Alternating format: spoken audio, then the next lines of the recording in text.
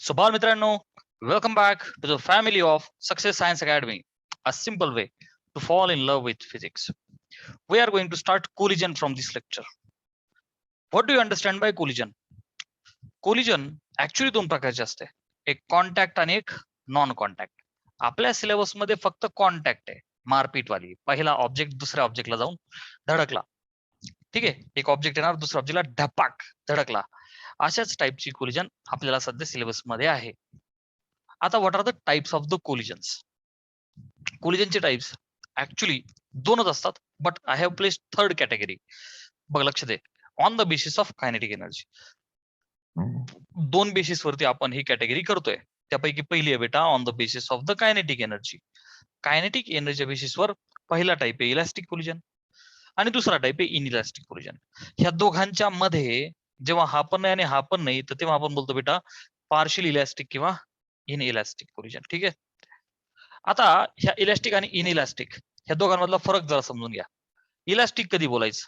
Elastic तेव्हा बोलायचं बेटा जेव्हा सुरुवातीची kinetic energy is equal to शेवटची कायनेटिक एनर्जी.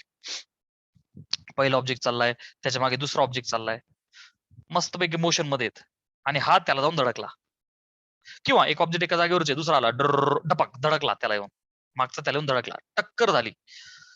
तर टक्कर होण्याच्या अगोदर दोघांची जेवढी कायनेटिक एनर्जी अगोदर होती, धडक झाल्याच्या नंतर आफ्टर कोलिजन ती कायनेटिक एनर्जी तेवढीच राहिली पाहिजे. असं झालं तर इलास्टिक.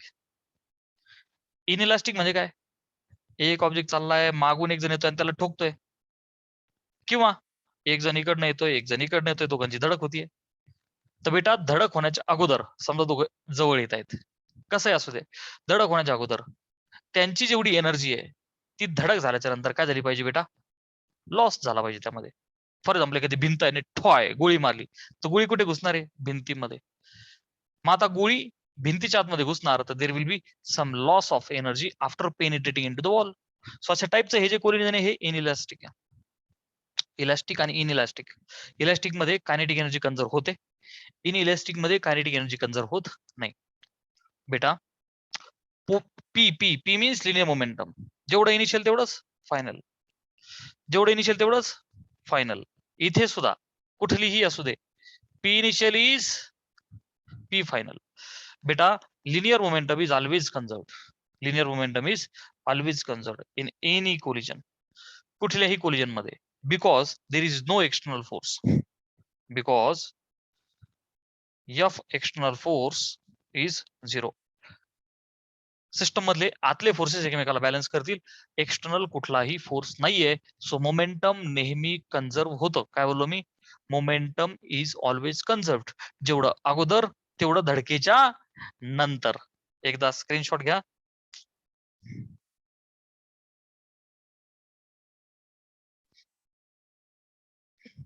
तर बेटा कोलिजन अगोदर आपण पाहिली कायनेटिक एनर्जीच्या बेसवरती. आता on the basis of line of impact. Sir what is line of impact? I will tell you, don't worry. Line of इम्पॅक्टच्या बेसिसवरती हे बघा दोन प्रकार आहे बेटा, एक हेड ऑन आणि एक ऑब्लिक. हेड ऑन म्हणजे सरळ सरळ, एकदम सरळ सरळ, centre of mass to centre of mass. चला एकदा हे थोडंसं एक्सप्लेन करतो. बेटा सरळ सरळ म्हणजे काय? Head to head. Okay, head to head, बरं का? किंवा कसं म्हणू शकतो आपण याला, बघ बरं का, समजा मी एक डायग्राम काढतो.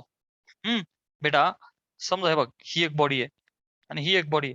हा या बॉडीचा सेंटर ऑफ मास. आता हे ऍक्च्युली काय समजून घे, ठीक आहे ना? हा खाली हॉरिझॉन्टल सरफेस, ठीक आहे बेटा? सो पहिली बॉडी दुसऱ्या बॉडीला जाऊन धडकतीये, बरं का? तर ही जी धडक आहे centre of mass to centre of mass अशा टाईपची असणार आहे. ओके, तर हा आहे लाईन ऑफ इम्पॅक्ट. हा काय बेटा? Line of impact. आणि हा जो लाईन ऑफ इम्पॅक्ट आहे, this line of impact is equal to line of the motion.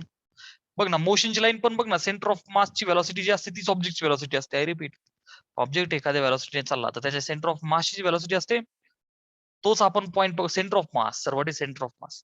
एखाद्या बॉडीचं सेंटर ऑफ मास. समजा मी एखादा तुला स्क्वेअर दिला, स्क्वेअर, आणि मी बोललो की त्याचा सेंटर कुठे, तू काय करशील? डायगोनल काढशील, तो चुक सेंटर.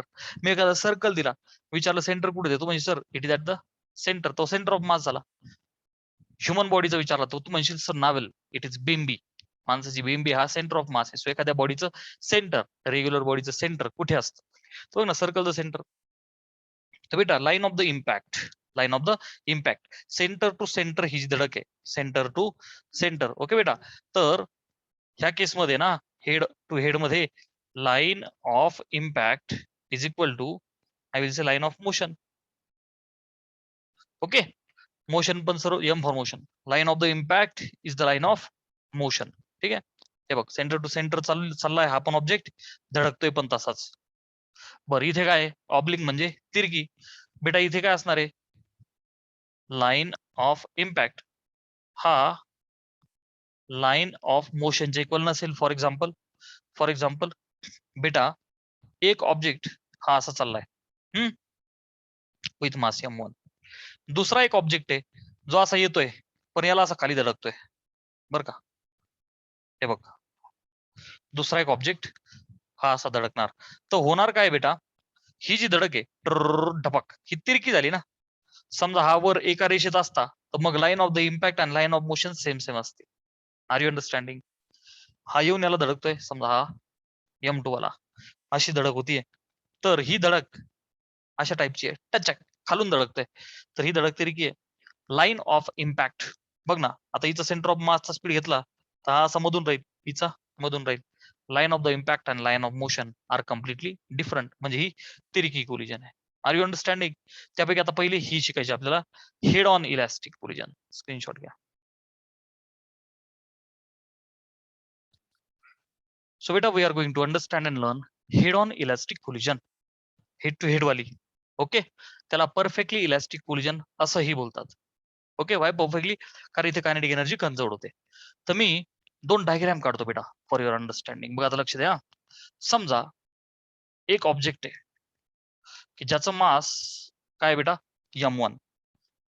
तो समजा एक बॉल आहे आणि एका सरळ रेषेत हा बॉल दुसऱ्या एका बॉलला जाऊन धडकतोय ज्याचं मास m2 आहे. All right. तर बेटा हा जो m1 आहे हा चाललाय, सुरुवातीचा स्पीड u1 आणि याचा स्पीड u2. जरा मोठ्या झाल्या डायग्रामला थोडस आवर्त घेतो, बसल्या पाहिजे ना आपल्या बोर्ड वरती व्यवस्थित. ओके बेटा, हे बघ, समजा एक बॉल आहे ज्याचं मास m1 आहे आणि एक दुसरा बॉल आहे ज्याचं मास m2 आहे. हा मस्तपैकी चाललाय u1 स्पीडने, हा मस्तपैकी चाललाय u2 स्पीडने. पण त्यांच्या नशिबात लिहिलं काहीतरी वेगळंच होतं. जरा वेळाने दोन मागचा येऊन डापाक पुढच्या वरती धडकणार होता. कशामुळे बेटा? Reason is speed of u1 is greater than u2. अरे बाबा, याचा स्पीड याच्यापेक्षा जास्त असेल तरच धडक होईल ना बच्चा. So u1 is greater than u2. Clear आहे? u1 चा स्पीड u2 पेक्षा जादा, मग हा जोरात जाऊन पुढच्याला धडकेल. तर बच्चा, this is the condition before collision. Before collision. During collision what will happen? बघा बेटा, during collision what will happen, हा ढपाक याला धडकला. सो मी डायग्राम अशी दाखवू का, समवॉट आपण समजून घेण्यापुरती. आता किती चेपटतील कशी आपल्याला माहिती, परंतु मी एक दाखवण्याचा प्रयत्न केला की बाबा हा धडकणार आहे ड्युरिंग कोलिजन. ठीक आहे ना, ड्युरिंग कोलिजन.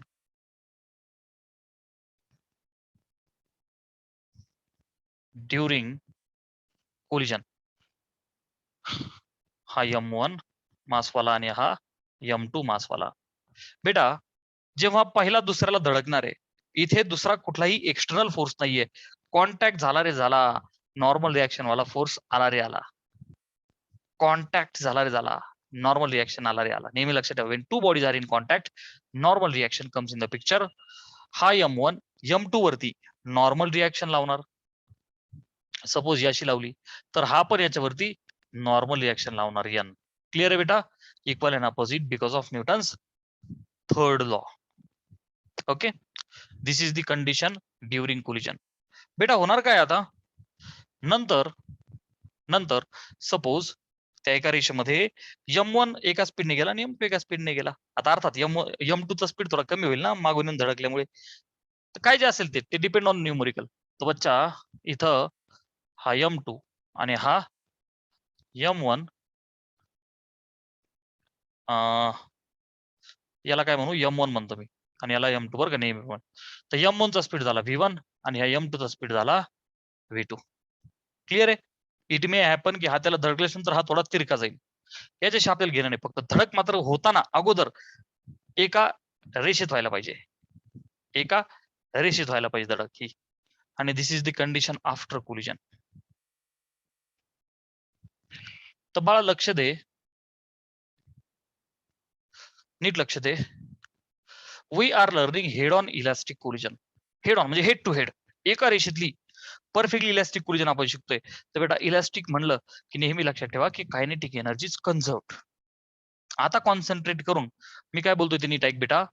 बिफोर कोलिजन जेवढी कायनेटिक एनर्जी बरोबर का, कायनेटिक एनर्जी इनिशियल, समजा याच्याकडे 3 जूल, याच्याकडे 4 जूल, 4 आणि 3 किती झाली 7 joule.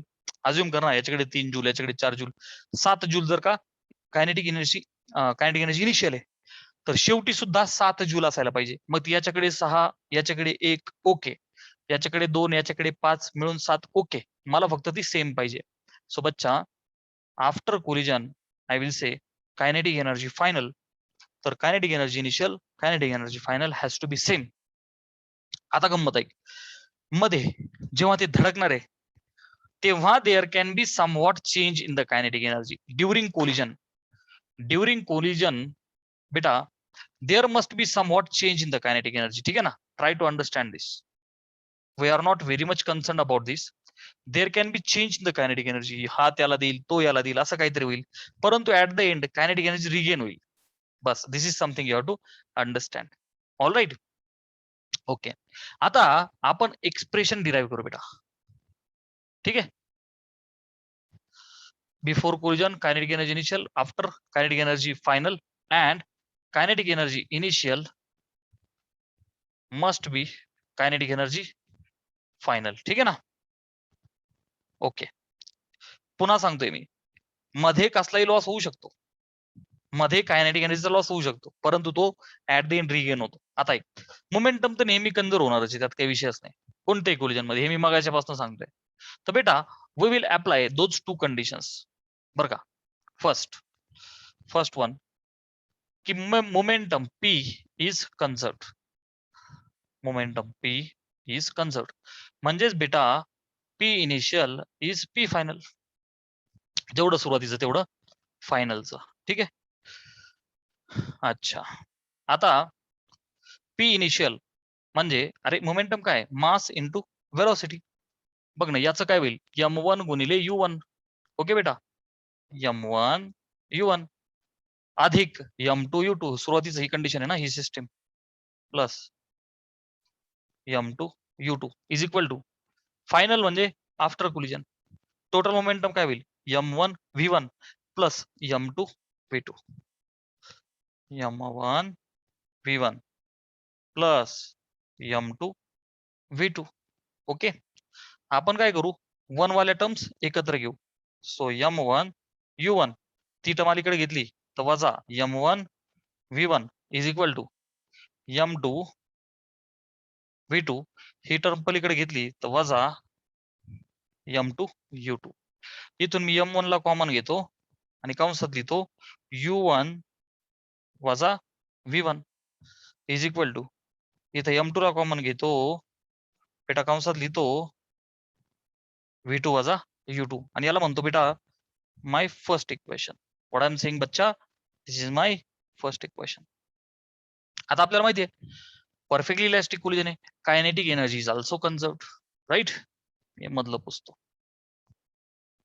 Okay, so kinetic energy is also conserved. Conserved म्हणजेच कायनेटिक एनर्जी जेवढी इनिशियल तेवढीच फायनल. इनिशियल म्हणजे ह्या सिस्टमची कायनेटिक एनर्जी. कायनेटिक एनर्जीचा फॉर्म्युला काय असतो, 1/2 mv². सो बेटा सुरुवातीचं बघ, याची अधिक याची, so 1/2 m1 u1² plus 1/2 m2 u2² is equal to final म्हणजे त्या सिस्टमची 1/2 m1 v1 square plus 1/2 m2 v2 square. ठीक आहे. चलो आता as you can see हे 1/2 can get cancel out, common येऊन कॅन्सल आउट होऊन जाईल. पुन्हा एकदा 1 वाल्या टर्म्स अलीकडे घेतल्या बरं का बेटा, ही टर्म अलीकडे घेतली तर m1 कॉमन निघेल का नाही मग सारखा. सो मी याला असली का m1 आणि कंसामध्ये u1 स्क्वेअर वजा v1 square. R you agree ना बेटा. ही टर्म डावीकडे येईल तर m1 कॉमन निघेल, u1 square minus v1 square is equal to उजवीकडे बघ m2 कॉमन निघाल ना, हा तिकडे जाईल तर कंसात असली का v2 square minus v1 square A square minus B square. इथे पण आणि इथे पण अप्लाय करा. A square minus B square एक्सपान्शनचा आपला तिसरा formula A plus B A minus B. So बेटा m1 u1 plus v1 u1 minus v1. चला पुढे पण अप्लाय करा. m2 नाही नाही ए plus B A minus B v2 plus v1 into v2 minus v1. So बच्चा v2 plus v1 into v2 minus v1 आणि मी याला म्हणतो इक्वेशन नंबर सेकंड. आता बघ बाळा, तुझ्याकडे इक्वेशन नंबर 1 आहे, तुझ्याकडे इक्वेशन नंबर 2 आहे. मी जर का इक्वेशन नंबर 2 अपॉन 1 असं केलं, काय केलं, इक्वेशन नंबर 2 डिवायडेड बाय 1, तर ते सगळं मांडण्यापेक्षा यू कॅन सी 2 ची लेफ्ट हँड साइड भागिले 1 ची left hand side m1 cancel out, u1 minus v1 cancel out. फक्त ही एक टर्म राहील u1 plus v1. Yes or no. भागिले उजवी साइड 2 ची उजवी साइड 1 ची m2 v2 मायनस बघ ना, ही टर्म भागिले ही टर्म करशील m2 ला m2 जाईल. अच्छा जस्ट अ मिनिट हा बेटा. हा बेटा मी इथं लिहिताना गडबड केली बघ. m2 into bracket v2 square वजा u2 square right. Okay I am very sorry. So m2 into A square minus B square. So A plus B v2 plus u2 आणि second bracket v2 minus u2 आता जमलं. आता 2 भागिले 1 left hand side भागिले left hand side केली तर m1 ला m1 जाईल, u1 मायनस v1 ला u1 मायनस v1 जाईल. हे बघ ही टर्म राहील. झालं. सो इथं काय राहील बेटा, फक्त डावीकडे u1 plus v1 right is equal to 2 ची राईट हँड साइड भागिले 1 ची राईट हँड साइड. m2 ला m2 गेला, v2 मायनस u2 ला v2 मायनस u2 जाईल आणि फक्त काय राहील v2 प्लस u2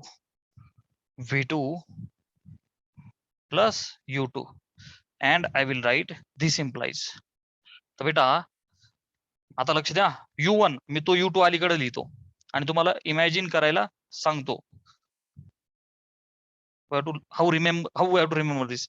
u1 वजा u2 इज इक्वल टू हा बघा v2 हा v1 पलीकडे जाईल वजा होईल v2 मायनस v1. बेटा हे आपल्याला लर्न करायचंय. नीट लक्ष दे. u1 वजा u2 डायग्राम मध्ये बघा, u1 चा स्पीड जादा होता नाही का, म्हणून तो याच्यावरती जाऊन धडकला. u1 वजा u2 इज इक्वल टू धडक झाली, धडकल्याच्या नंतर v2 पुढे गेला, अर्थात याचा स्पीड कमी होईल. आता v2 ला लाईक दुसऱ्याला स्पीड जादा भेटेल ना मागच्याच येऊन. So v2 minus v1. Are you getting. u1 minus u2 is equal to v2 minus v1. u1 minus u2 is equal to v2 minus v1. Have you guys understood this? Beta, whatever the result we had derived, u1 was a u2 is equal to v2 minus v1. Okay, u1 was a u2 is equal to v2 minus v1. हा जो result आपल्याला भेटला, तर ही काय होती relative velocity कोलिजनच्या अगोदर is equal to relative velocity कोलिजनच्या नंतरची. रिलेटिव्ह आपण शिकलो ना राव, relative velocity, a special video we have made on the 1D, right? So relative velocity before collision is also called as relative velocity of approach. हा approach करतोय ना. आणि relative velocity after collision is also called as relative velocity of separation. आणि त्या दोन्ही काय आहेत बेटा? इक्वल. त्या दोन्ही काय आहेत? Equal. Why we have learn this? This is the reason. Coefficient of restitution ही कन्सेप्ट आहे. छोटा e is the coefficient of restitution. काय डेफिनेशन आहे बेटा त्याची? It is defined as ratio of, simply काय बच्चा तो ratio of relative velocity of separation to the relative velocity of approach. आता बेटा व्हेलॉसिटी भागिले व्हेलॉसिटी, त्याच्यामुळे त्याला युनिट आणि डायमेन्शनचा काहीही संबंध नाहीये. No unit and hence dimension. It is simply number. It is simply a number, नाही का? कारण तो एक नंबर आहे, सिम्पली एक नंबर आहे. ही व्हेलॉसिटी भागिले ही velocity. Relative velocity of separation भागिले relative velocity of approach. Separation वाली व्हेलॉसिटी ते 1-2 मध्ये गडबड नाही करायची. बघ, धडकल्याच्या नंतर दुसऱ्या ऑब्जेक्टचा स्पीड जादा असणार आहे. सो v2 मायनस v1 भागिले अप्रोच. धडकताना अगोदरच्याचा स्पीड जादा, नंतरच्याचा स्पीड कमी. So u1 minus u2. Are you understanding ना बेटा? So E is equal to v2 minus v1 upon u1 minus u2. आपण काय शिकलोय? Perfectly elastic collision. हा, एमसीक्यूज मध्ये येतात ह्या गोष्टी. आपण काय शिकलो बेटा? परफेक्टली इलास्टिक कोलिजन साठी दिस इज द कंडिशन, आहे का नाही? मी आता हे पुसतो. u1 minus u2 is v2 minus v1. म्हणजे ह्या न्यूमरेटर आणि denominator they both are same for perfectly elastic collision. Okay, so मी खाली लिहितो for perfectly elastic collision. For perfectly elastic collision. काय म्हणणार आहे मी? v2 minus v1 is u1 minus u2, आहे की नाही? u1 minus u2 is v2 minus v1. Therefore E काय होईल बेटा? हे दोघेही सेम सेम आहे. So E will be 1. So perfectly elastic collision जिथे जिथे काय होतं बेटा? P कन्झर्व्ड. काय काय लक्षात ठेवायचं? P कन्झर्व्ड.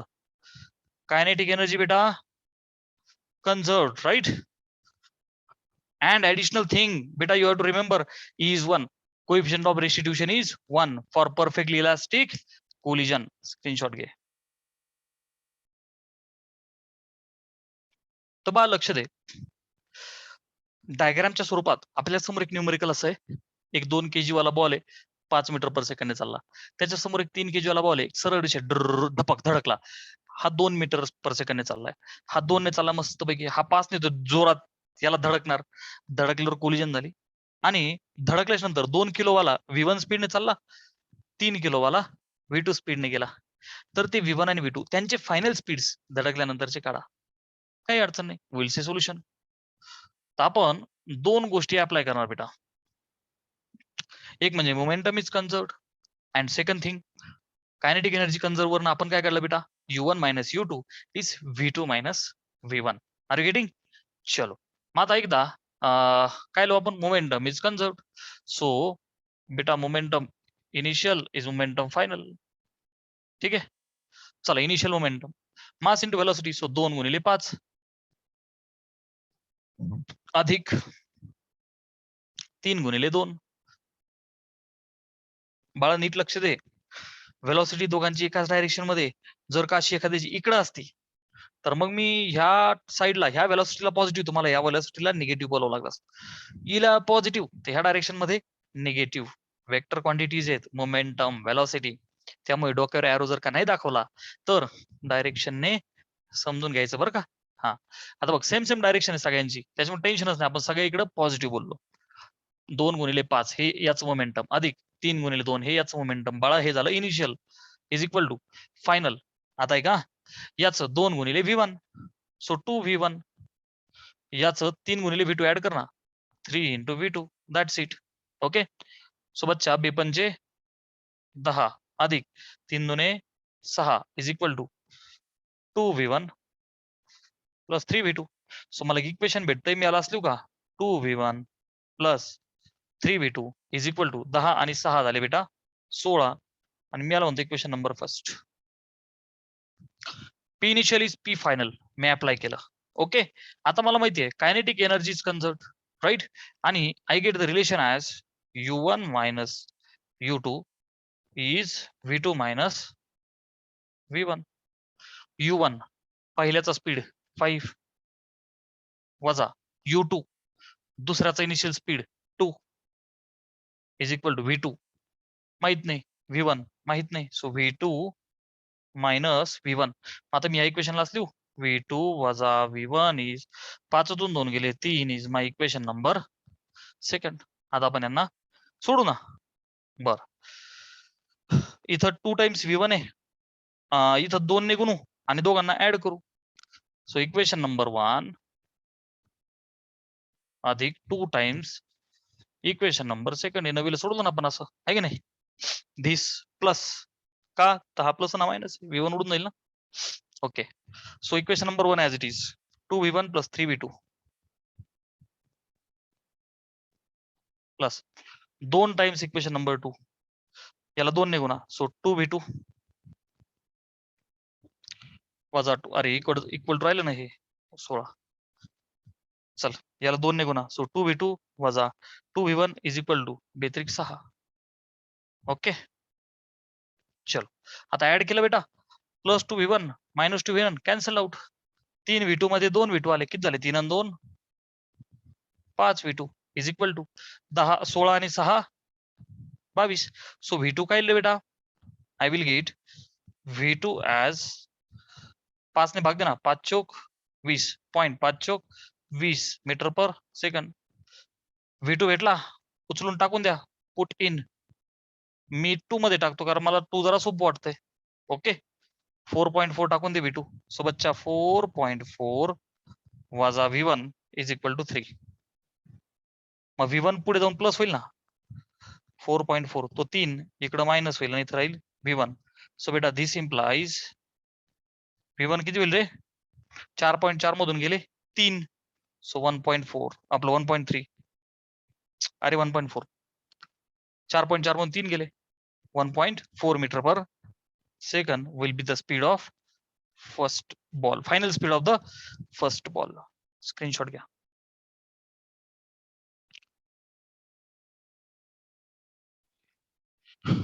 हे जे सेकंड न्यूमेरिकल आहे याच्यात काय सांगतात बेटा, न्यूमेरिकल मध्ये असं मेन्शन केलं असतं बाबा this is the perfect elastic collision किंवा हेड ऑन इलास्टिक कोलिजन, ठीक आहे ना. तर 1 किलोवाला बॉल यू स्पीडने चाललाय आणि धडकला एका अशा बॉलला, एका अशा ऑब्जेक्टला ज्याचं मास m आहे आणि तो रेस्टला आहे, सो जागेवरच आहे, हा आला डर धपक धडकला. धडकल्याच्या नंतर काय झालं बेटा, 1 किलोवाला बॉलचा स्पीड झाला U/3 म्हणजे 1/3 झाला आणि जो रेस्टला होता धडकलेला तर त्याला पण काहीतरी स्पीड भेटला याच्यामुळे. ओके, तर आपल्याला तो यम काढा असं बोलतायत, ठीक आहे. तर काही अडचण नाही, विल से सोल्युशन. अगोदर काय लो बेटा, momentum is conserved, so P initial is P final. चला अगोदरचं मोमेंटम धडकण्याच्या अगोदर mass into velocity 1 into U पहिल्या ऑब्जेक्ट साठी 1 into U plus M into initial speed 0 कारण की तो रेस्टला आहे, त्याचा initial speed 0 is equal to final momentum 1 गुणिले U/3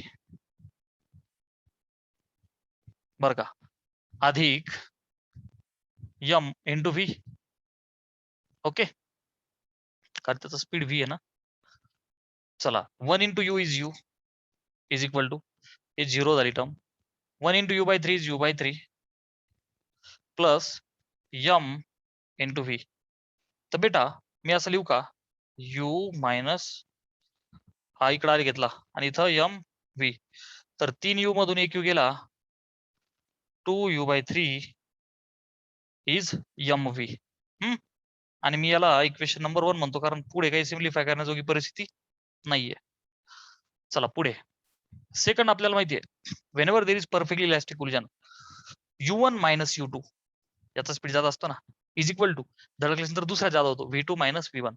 so U1 minus U2 is V2 minus V1.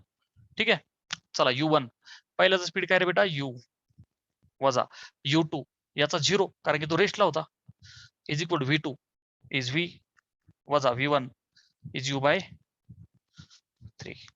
Okay बर मग आता बेटा U इज इक्वल टू म्हणण्यापेक्षा U त्याला अलीकडे घेऊ U तो मायनस U/3 अलीकडे घेतला तर होईल प्लस U/3 आणि उजवीकडे राहिला V तर 3U अधिक U झाले 4U/3 is equal to V. आता मी या V ला उचलून इथं टाकू शकतो 1 मध्ये राईट सो पुट इन 1 मग 1 मध्ये 2U/3 is equal to M आणि V च्या जागी 4U/3 खालचा 3 कॅन्सल आउट बेटा M काय भेटले मला 2U गुणिले 4U खाली जाईल अपॉन 4U राईट U ला U कॅन्सल्ड आणि M भेटल 1/2 म्हणजेच 0.5 बघ ना याचा युनिट काय मास kg 0.5 kg gas screenshot. So today we will stop here for physics.